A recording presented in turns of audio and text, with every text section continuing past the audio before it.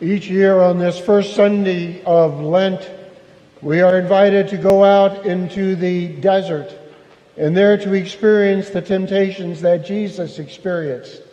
For they are the basic human temptations that we are faced with in our life. They were the temptations that the Israelites were faced with when they traveled in the desert. They were the temptations that all human beings face in some way or another. And so we are challenged to think about how Christ confronted those temptations.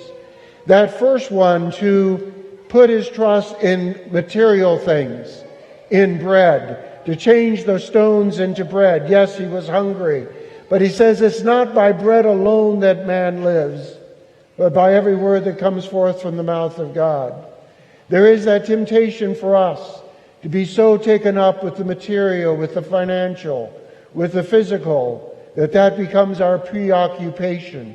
And feeling somehow that's our security within our life, is how big is our bank account, how solid is our portfolio, and that we worry about those things much more than about truly the spiritual, those things that will last forever. Or that second temptation was the temptation to power, to have power over the kingdoms of the earth, if Jesus would but worship Satan. The Israelites in the desert worshiped the golden calf, thinking that from the golden calf would come their protection. And Jesus says, no, it's not power in this world that truly brings about salvation. It is only power of God himself. And you should worship God alone. And the third temptation is that of presumption, of presuming on God's care and God's forgiveness. And that's a sin that's probably very, very common in our own day and age. We get that attitude, no matter what I do, God's going to forgive me. He's a good guy. God's going to forgive me no matter what I do. That's the sin of presumption, that we presume upon God's mercy and God's grace. And yes, his grace will always be with us. It's always there for us. We are invited always to draw closer to the mercy of God. But it takes a heart open to conversion.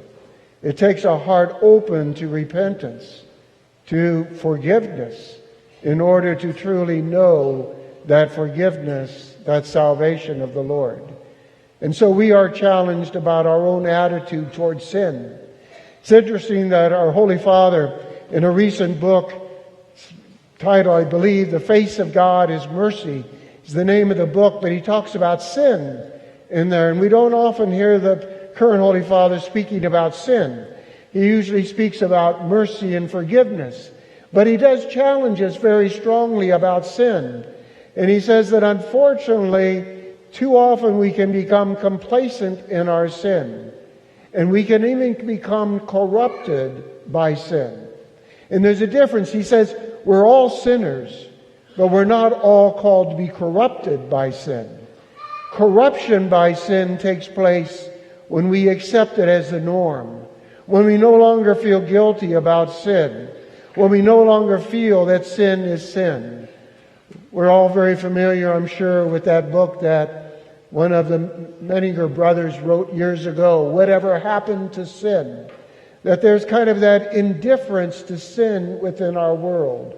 There's no right or wrong. It's just what I think is right or wrong, good or bad. And the Holy Father speaks very strongly against that and saying, no, sin is sin.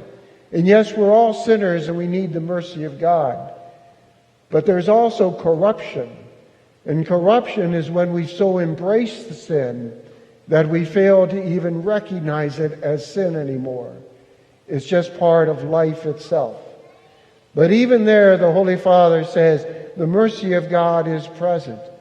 But how much more difficult it is for the person who's corrupted by sin to even recognize their need for God's mercy, their need for God's love.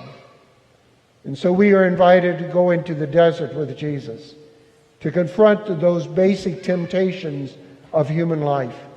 But also, in the second reading today, we're invited during this Lenten season to do something very positive, where he talks about that belief in the heart leads to justification and confession on the lips to salvation.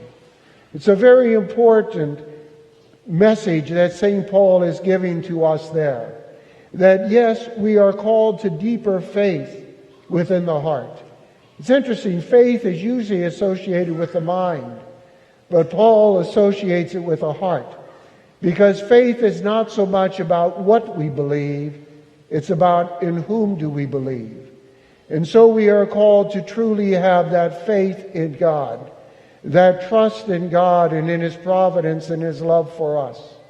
And to truly confess that on our lips, which is not just saying, I believe in Jesus, but truly the whole pattern of our life. To confess on our lips means to express in action the belief that we have. The one leads towards justification, that right relationship with God. Living our faith leads towards salvation, to that sharing in the fullness of God's life eternally.